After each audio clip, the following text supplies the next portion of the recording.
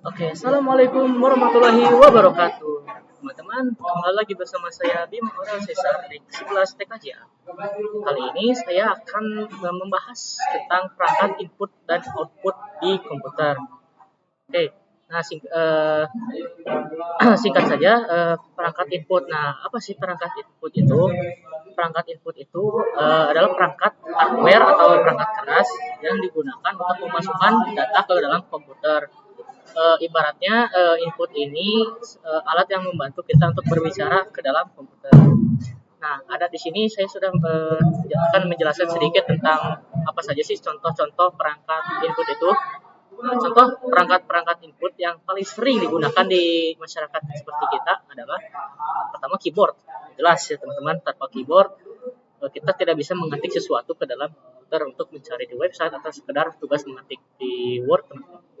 Kemudian yang kedua ada mouse. Mouse itu seperti ini teman-teman bentuknya ya. Nah, mouse ini jelas ya teman-teman untuk mengarahkan kursor ke arah yang kita inginkan teman-teman ya. Seperti untuk membuka tab baru, membuka sebuah aplikasi dan lain-lain.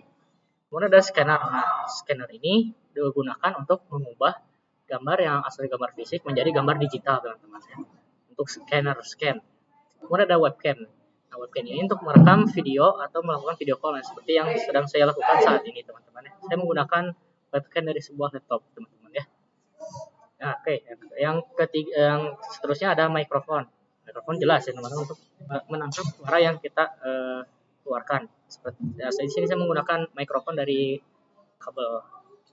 Kemudian ada barcode scanner. Nah, barcode scanner ini digunakan untuk kasir ya teman-teman untuk membaca kode produk. Nah, dengan perangkat input ini komputer bisa menerima berbagai data seperti teks, gambar, atau suara, gerakan. Kemudian kita masuk ke perangkat output. Nah, perangkat output ini adalah perangkat keras atau hardware yang digunakan untuk menampilkan hasil pemrosesan dari komputer kepada pengguna. Jadi setelah data diproses oleh komputer, hasilnya akan dikeluarkan melalui perangkat output.